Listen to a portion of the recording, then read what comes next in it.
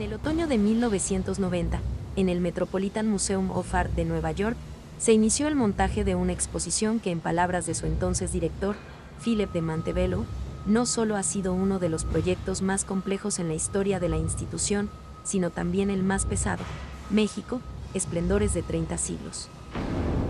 La exposición había sido sugerida al museo por el dueño de la empresa Televisa, que por aquel entonces ejercía el monopolio de la televisión en México, y fue financiada mayoritariamente por él y por un sector de la iniciativa privada mexicana. Ha sido la muestra más grande de arte mexicano que se ha expuesto fuera del país. 70 toneladas de objetos provenientes de museos y colecciones privadas de América y Europa, rigurosamente ordenados en orden cronológico desde el siglo X a.C. hasta la segunda mitad del siglo XX, a lo largo de casi 30 salas, a las que se sumaba el gran vestíbulo central del museo, en donde recibían al visitante dos gigantescos monolitos de piedra de la época prehispánica. Una cabeza de serpiente de finales del siglo XIV hallada en 1881 debajo del atrio de la Catedral de la Ciudad de México por el polifacético geógrafo Antonio García Cubas, y una colosal escultura antropomorfa tallada hace 3000 años, descubierta en el sitio arqueológico de San Lorenzo y reportada por primera vez por Luis Abeleira y Román Piñachán en 1965.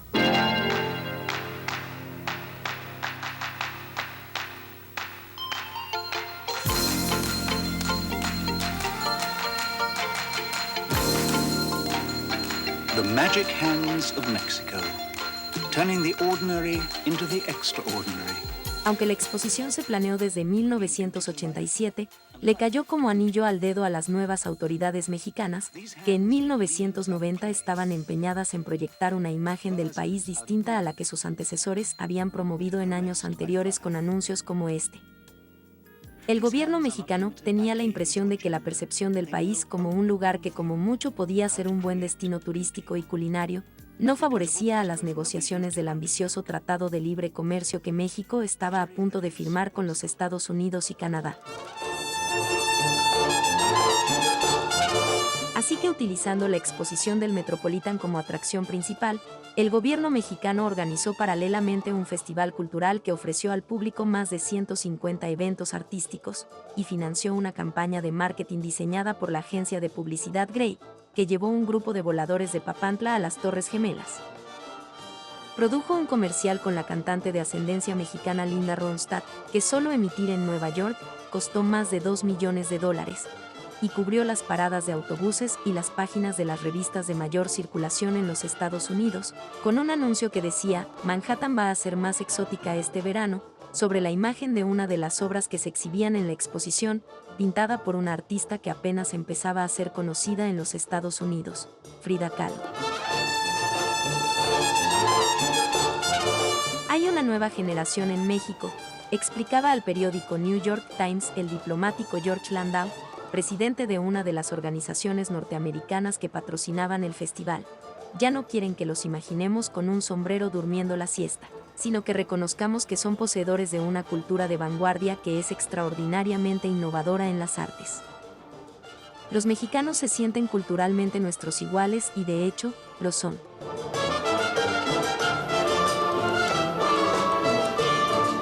Mr. Speaker, the President of Mexico.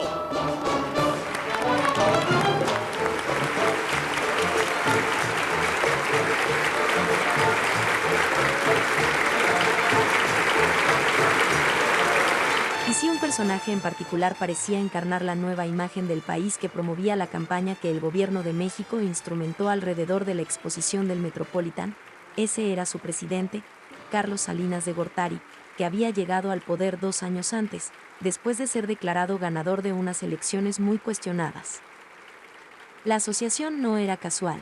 Salinas había vinculado su nombre al de la exposición desde los primeros meses de su mandato, cuando el director del Metropolitan lo visitó en la Ciudad de México, como contó él mismo en uno de sus libros.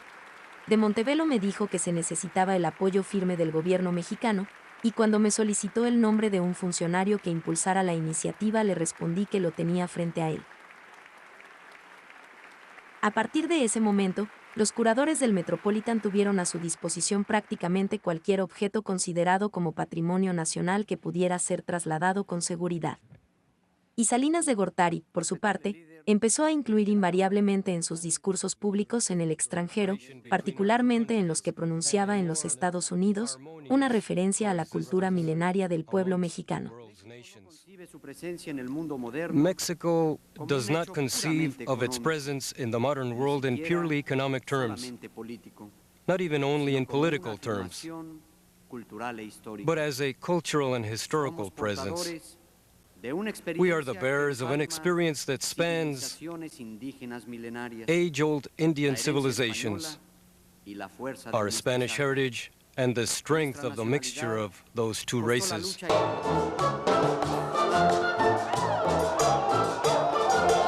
En inserciones pagadas en revistas de circulación nacional, empezó a aparecer la imagen del presidente promocionando la exposición y los eventos relacionados con ella. Y cuando por fin llegó la fecha de apertura, que se programó originalmente para la primavera de 1990, pero se pasó para el otoño, coincidiendo con la comparecencia de Salinas en la Asamblea General de las Naciones Unidas, el presidente inauguró la exposición en una cena de gala a la que no se invitó a la prensa. La única imagen que se hizo pública fue esta fotografía del New York Times en la que el presidente de México, su esposa y Philip de Montebello posaron frente a lo que la autora del artículo se limitó a definir como una cabeza precolombina de 5 toneladas, lo que llama la atención si se compara con la minuciosidad con la que enumeró los tipos de flores que adornaron los centros de mesa o el menú que degustaron los 650 invitados. Gambas rebozadas, medallones de ternera en salsa de setas y sorbetes de helado, todo acompañado de vinos franceses. En defensa de la reportera, hay que reconocer que aunque hubiera leído completo el catálogo de más de 700 páginas editado con motivo de la exposición, lo más seguro es que tampoco habría tenido mucho más que decir sobre el monolito. Y eso que la autora de la introducción al capítulo dedicado al arte precolombino, la historiadora del arte Beatriz de la Fuente, había escrito un libro completo sobre las cabezas colosales. Pero tanto ella como el arqueólogo Richard Dill, que se encargó de hacer la descripción de la pieza, decidieron no trasladar al texto del catálogo el intenso debate científico, que se mantiene hasta hoy, sobre la civilización que produjo las grandes piedras talladas con rostros humanos que se empezaron a encontrar a partir de la segunda mitad del siglo XIX en las selvas cercanas a la costa sur del Golfo de México. Y es que solo hasta la década de 1930, los arqueólogos se dieron cuenta que las cabezas colosales eran una expresión plástica de una cultura diferente a todas las que conocíamos hasta entonces. De hecho, como no sabemos ni siquiera la lengua que hablaban, el nombre con el que nos referimos a ellos se eligió casi por decreto en 1942, tomando prestado el apelativo que los aztecas le daban a un pueblo que vivió en la misma región donde se encontraron los grandes monolitos, pero 1000 años después.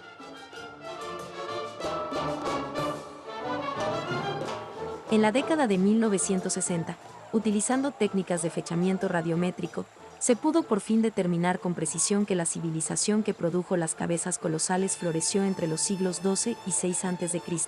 Pero en 1989, apenas un año antes de la exposición del Metropolitan, el propio Richard Dill, en un artículo titulado Arqueología Olmeca, lo que sabemos y lo que quisiéramos saber, reconoció que había muchos asuntos esenciales de esa cultura para los que no teníamos respuestas todavía. Y entre las preguntas clave que desde su punto de vista los arqueólogos debían enfocar sus esfuerzos en responder, incluyó puntualmente averiguar cuál era la función y el sentido de los objetos de arte olmeca.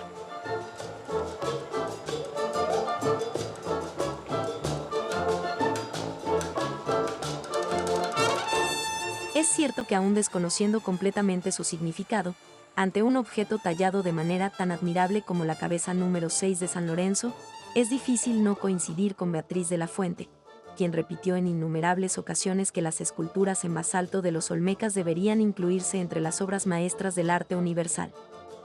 Pero si sabemos tan poco del monumento precisamente porque es producto de una de las culturas más antiguas de las que tenemos noticia, ¿por qué decoraba con tanta naturalidad la entrada de una exposición dedicada al arte de un país que 100 años antes ni siquiera tenía bien definidos sus límites territoriales? O para decirlo de otra forma, ¿qué estaba haciendo el presidente de México a finales del siglo XX en la Quinta Avenida de Nueva York, asociando su imagen a la de un objeto producido por una cultura tan distante de nosotros en el tiempo, que al poeta Octavio Paz, cuando redactó la introducción al catálogo de la exposición, solo le pareció apropiado definir con un adjetivo: misteriosa.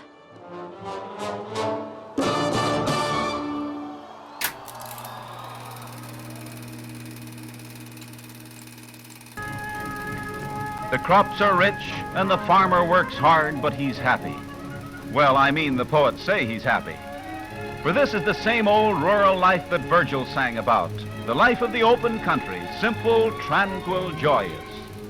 Desde que la invención de la guillotina volvió obsoleta la práctica de justificar el ejercicio del poder apelando al derecho divino, es común que los mandatarios difundan la idea aparentemente opuesta de que un vínculo especial los une a la cultura ancestral de los pueblos que gobiernan. Y si alguien llegó a ser un especialista en esa forma de promocionarse, ese fue este señor, Benito Mussolini. The Duce himself comes from a country village, and in spite of his big town store closed, he still knows how to pitch in and help the hired hands. This is his own farm, and it's a model of expert wheat cultivation. In fact, the Duce has been known to win a prize for the wheat he grows. Gracias a un convenio de cooperación entre la productora gubernamental italiana Luce y los noticieros cinematográficos de William Fox y William Randolph Hearst, desde 1925, Mussolini aparecía cuando menos una vez al mes en los noticieros cinematográficos de los países de habla inglesa, haciendo gala de su italianidad. Here we see Farmer Mussolini taking it easy down by the railroad tracks, and when he spends the day on his farm, the mighty black shirt dictator throws aside the cares of government. He chats with the farmer folks, and you'd think he was a country boy once again, as he waves while the train goes by. Por esas épocas, Mussolini estaba muy interesado en mejorar su imagen en Inglaterra, un deseo que compartía con una fracción importante de la clase política británica, empezando por el ministro de Relaciones Exteriores Austen Chamberlain. Como el propio ministro dejó entrever a la prensa a finales de septiembre de 1926, después de que él y su esposa pasaran unos días con la familia de Mussolini en un yate privado. Si el señor Mussolini no puede vivir sin convertir a todos los países al fascismo, me encontrará entre sus oponentes, porque no creo que sea un régimen adecuado para nuestro país. Pero en lo que respecta a la persona, tengo por él gran respeto y admiración. Mussolini tiene carácter, es muy sagaz, y a nivel personal transmite encanto y sencillez. Pueden no gustarnos sus políticas, pero lo que no puede cuestionarse es su patriotismo. Chamberlain era incluso más enfático en privado. En una carta a su embajador en Roma, le confesó que si hubiera tenido que elegir para su país entre la anarquía y la dictadura, el mismo argumento que utilizó Mussolini en 1922, cuando amenazó con tomar Roma a la fuerza con sus escuadrones de camisas negras, también él se hubiera puesto del lado del dictador. Pero a nadie se le escapaba que las políticas de Mussolini se basaban en la concentración del poder en su persona, la persecución política y el uso indiscriminado de la fuerza. Lo que se confirmó en junio de 1924, cuando le dio la vuelta al mundo la noticia de que Giacomo Matteotti, el líder del Partido Socialista Italiano y adversario político de Mussolini, había sido asesinado por un grupo de fascistas. Aunque Mussolini negó cualquier relación con el crimen, y su gobierno organizó un juicio para castigar a los presuntos culpables, no había logrado restaurar del todo su reputación en el extranjero cuando recibió del matrimonio Chamberlain una propuesta absolutamente insólita: demostrarle su afecto al pueblo británico obsequiándoles lo que más admiraban de Italia: el Renacimiento.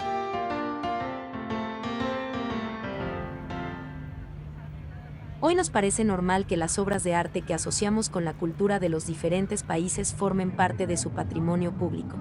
Pero no siempre fue así, es otra de las cosas que se pusieron de moda al mismo tiempo que se inventó la guillotina. En 1793, el Palacio del Louvre se convirtió en el Museo Central de Artes de la República Francesa y se permitió que el público lo visitara 3 días a la semana. Naturalmente, el disfrute del arte no iba a prevenir las revoluciones, pero por si acaso, en 1819 el rey de España puso a disposición del público su colección en el Museo del Prado, y en 1824 el gobierno inglés compró las primeras pinturas que se expusieron en la Galería Nacional de Londres.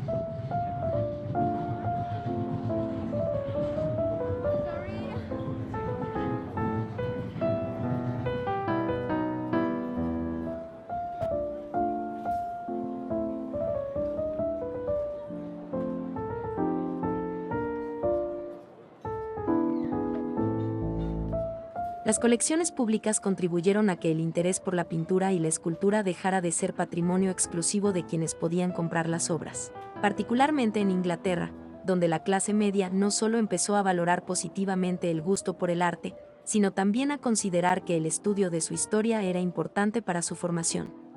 En palabras de John Ruskin, uno de los críticos de arte más leídos del siglo XIX, la autobiografía de las grandes naciones está escrita en 3 manuscritos: el libro de sus hechos, el libro de sus palabras y el libro de sus obras de arte. Ninguno de esos libros se puede entender si no leemos los otros 2, pero de los 3, el del arte es en el que más se puede confiar. El prestigio de los grandes museos nacionales descansa en sus colecciones, al grado de que ciertas obras se han convertido en emblemas de los recintos que las albergan. Pero por regla general, solo se han descolgado de sus paredes cuando alguien se las ha robado. Así que hasta las primeras décadas del siglo XX, la opción para conocer de primera mano pinturas de otros países eran las exposiciones anuales de las academias. En la Academia de San Carlos de México, por ejemplo, se celebraron regularmente exposiciones a partir de 1849, y era costumbre que además de las pinturas de los alumnos, los contados coleccionistas mexicanos prestaran las obras que habían comprado en el extranjero. Por su parte, las autoridades de la Academia Real de Londres, después de 100 años de organizar cada verano una popular exposición donde los artistas ingleses mostraban sus novedades, en 1870 decidieron que era tiempo de hacer un experimento, y empezaron a programar en su nueva sede de la calle Piccadilly exposiciones invernales donde los autores de las obras podían ser locales o foráneos, siempre y cuando llevaran algún tiempo sin estar vivos, o como se decía de manera elegante, los viejos maestros. Los verdaderos protagonistas de las nuevas exposiciones de la Academia Real eran los coleccionistas, que ofrecían personalmente sus obras sin que se las solicitaran, para ver sus nombres impresos en los catálogos debajo del de la reina. Pero la diferencia principal con otras muestras similares que se habían organizado antes, era que no estaba dirigida a las personas que aparecen en este cuadro, pintado por Henry Jamil Brooks en 1889, que retrata con detalle a artistas y miembros de la alta sociedad londinense durante una visita privada a la exposición del año anterior. Porque el objetivo de los organizadores era formar el gusto del ciudadano común.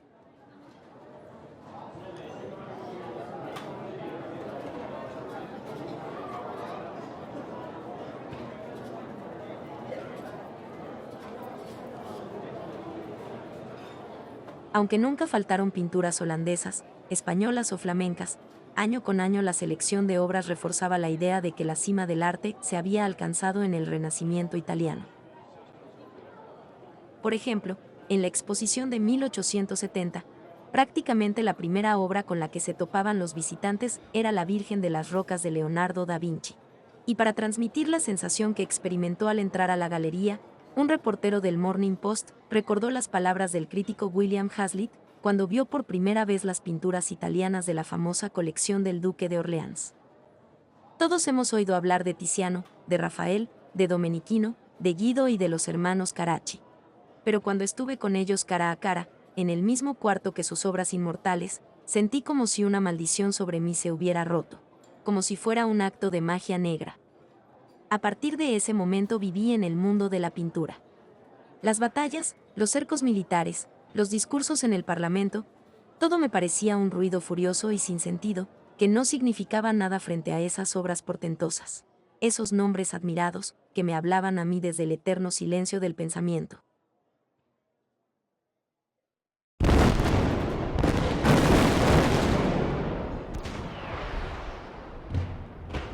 En 1914, el estallido de la guerra obligó a suspender las exposiciones invernales de la Academia Real durante varios años. Y cuando la vida en Londres regresó a la normalidad, en lugar de seguir recolectando lienzos de los viejos maestros entre los coleccionistas ingleses, a los miembros de la Academia Real se les ocurrió hacer un nuevo experimento: pedir prestadas las obras a coleccionistas de todo el mundo, y levantarle el veto a los artistas vivos. El resultado fue la Exposición de Pinturas Españolas, que se inauguró en noviembre de 1920, compuesta por casi 500 cuadros antiguos y modernos cedidos por coleccionistas privados de España y el Reino Unido.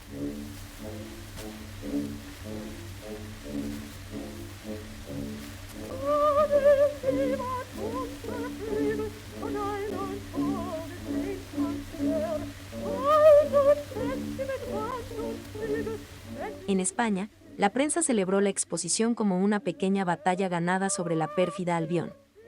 Fue un éxito en toda la línea, escribió por ejemplo Ignacio Serrano, el corresponsal en Londres del Heraldo de Madrid. Un triunfo definitivo que artísticamente ha impuesto España sobre Inglaterra. Por su parte, los críticos ingleses no fueron tan condescendientes, y no porque el arte español no les llamara la atención, sino por todo lo contrario.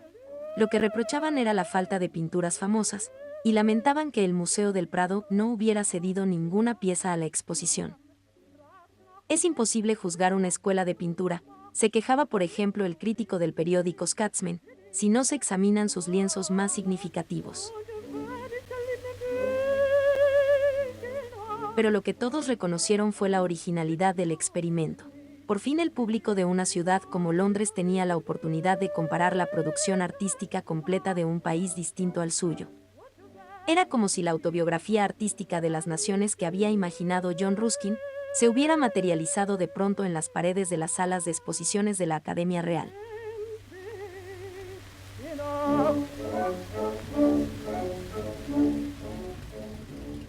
A pesar del interés que causó la muestra de arte español, la situación económica no le permitía a la Academia Real seguir organizando exposiciones internacionales con sus propios recursos.